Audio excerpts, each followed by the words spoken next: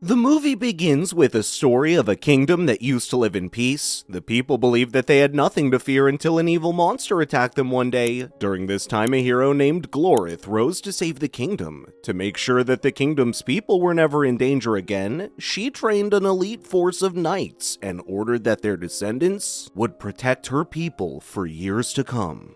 1,000 years later, in the Glora Dome, excitement is in the air as a new group of knights prepared to be knighted. This ceremony was different from all the others because a street kid named Ballister, who had dreamt of becoming a knight, was being knighted by the queen. Despite not coming from a noble bloodline, as he grew older, Ballister made the most of his achievements and graduated at the top of his class. He fought along with Ambrosius Goldenloin, a direct descendant of Glorith. Everyone wondered whether Ballister would be accepted by the public or not. Hearing the crowd booing, Ballister feels upset and questions whether he's worthy of becoming a knight. His thoughts are interrupted by Ambrosius, who ensures Ballister that he had worked just as hard as all the knights and deserved to be knighted. Sometime later, all of the knights prepare to go out into the arena for the ceremony. Their director comes up to them and reminds them of their oath. Soon it is time for them to go out into the arena, and everyone gets on their horses before stopping in front of the queen. Ambrosius goes up to the queen and is knighted. Ballister's up next, and as he kneels in front of the queen, she announces that from that point on, everyone can become a knight if they work hard enough. After a minute of silence, everyone begins cheering for Ballister. The queen takes his sword and pronounces him a knight. She hands the sword back to Ballister when all of a sudden, a green beam erupts out of the sword, killing the queen. Ambrosius, who had been watching from the side, immediately jumps into action and cuts off Ballister's arm that held the sword to stop the attack. However, he's too late and the stage collapses. As all the guards prepare to arrest Ballister, he narrowly manages to escape. Time passes by and Ballister becomes known as the Queen Killer. He'd managed to replace his arm with a prosthetic arm. One night, while working in his hideout, Ballister hears a knock on his door. When he opens the door, he finds that there's no one around. Just as he closes it, a young girl named Nimona appears behind him. She tells Ballister that she wants to be his sidekick and help him get revenge. Ballister tells Nimona that he does not need her help and that he only wants to find the real killer on his own. Despite Nimona's warnings that he will get thrown in jail if he is caught, he leaves. As she had anticipated, Ballister gets arrested. While he's in his cell, the director approaches him and voices her disappointment in him betraying the queen. Ballister begs her to listen to him, but when she does not stop, he asks her if he can speak to Ambrosius. She does not give him a reply and leaves feeling hopeless. Ballister sits back in his cell when Nimona shows up beside him. She breaks him out of jail and the two of them run through the prison facility when they get surrounded by the knights. To his surprise, Ambrosius shows up as well. When Ballister notices him, he freezes up as he realizes that he thought Ballister was guilty as well. Nimona does not give him the time to sulk and pushes him inside a closet. She warns him not to freak out and then turns into a pink rhinoceros. She knocks all the knights out and takes Ballister with him. She begins shapeshifting as the two of them break through the facility and finally escape. Ballister loses consciousness as he falls to the ground. When he wakes up hours later, Nimona makes him breakfast and introduces herself to him. He questions why Nimona's helping him and she replies that everyone hates him as well. Ballister then looks away from her to the wall he had made for potential suspects and claims the squire must know where the sword came from that killed the queen. The two of them then decided to head out, Ballister wearing a cape and covering his face with a hood while Nimona follows him. He tells Nimona that they have to be discreet or they will be caught.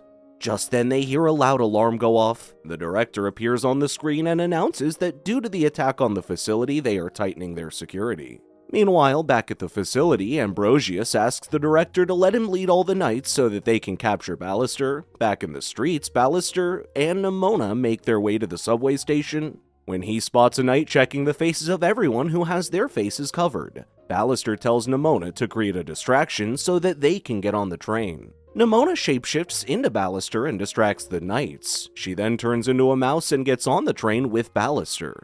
He asks Nimona how she had turned into a shapeshifter. She tells him a fake story before telling him that he asks small-minded questions. During this time, Ambrosius goes through footage from the subway and finds that Ballister had taken a train that was due to arrive at its destination in a few minutes. He takes a group of knights and waits for the duo to arrive. Just as their train comes to a halt, Nimona notices the knights outside. Before they can do anything, the knights throw in a flash bomb inside to keep them from escaping. Nimona turns into a gorilla just in time, breaking through the roof of the train. They then run towards the city where Ballister spots the squire. Nimona turns into a small boy and approaches the squire, just as Ballister gets inside a car to hide from Ambrosius, who had gotten surrounded by his fans. Nimona asks the squire to help her find her mom. He tries to avoid helping, but Nimona starts chasing him.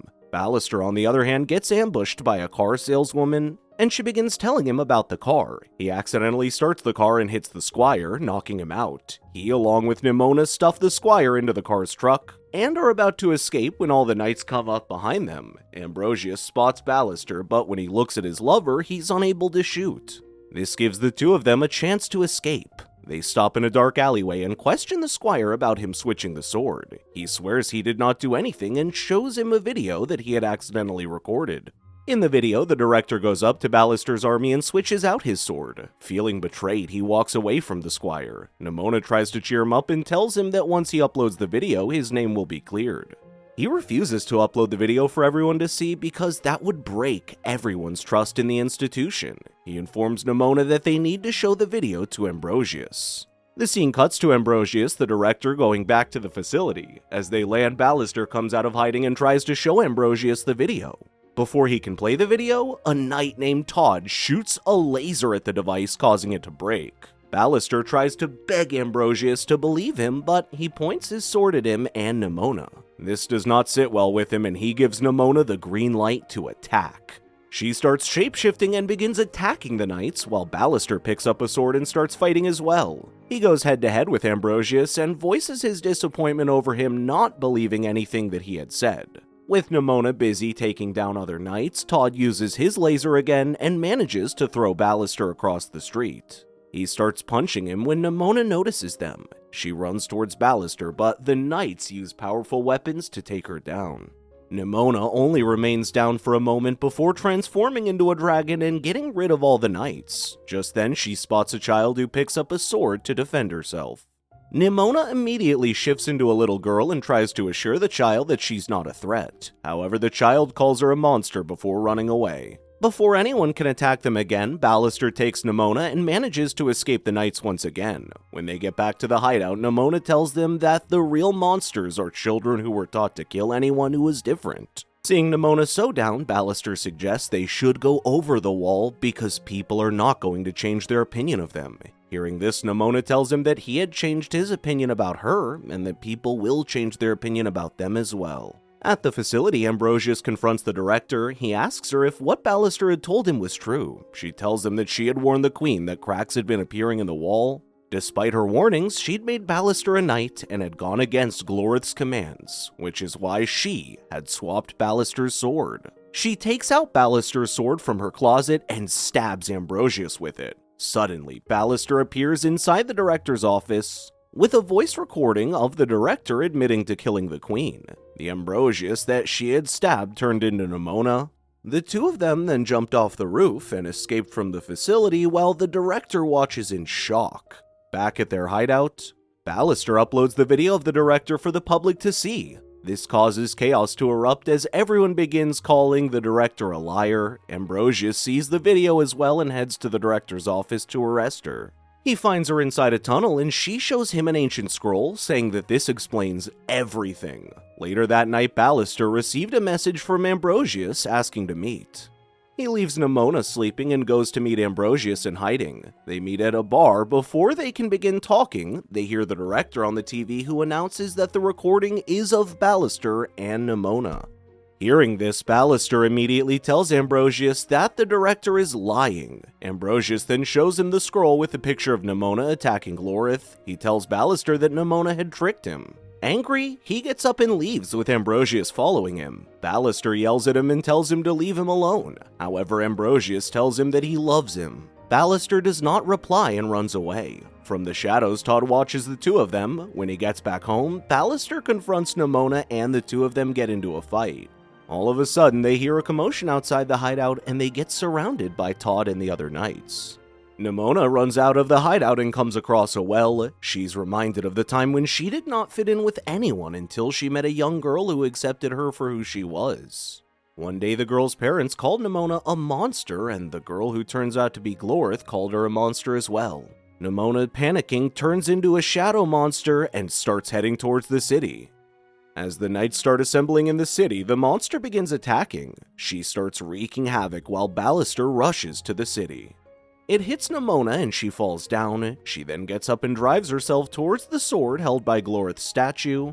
Before she can kill herself, Ballister stops her and tells her that he sees her. When Nimona hears this, she turns back into a human form and hugs him. Back at the facility, the director fires the cannon, but Nimona turns into a phoenix and destroys the cannon while turning into dust. Ballister watches in horror as Nimona dies, saving everyone. Days later, everything returns to normal, and Nimona and Ballister are called heroes. Ballister going to his hideout, where Nimona appears behind him, just like she did the first time. The end. Thank you so much for watching. Check out these other videos. Make sure to like and subscribe. Hit that bell icon to be notified about our latest videos. We'll see you next time.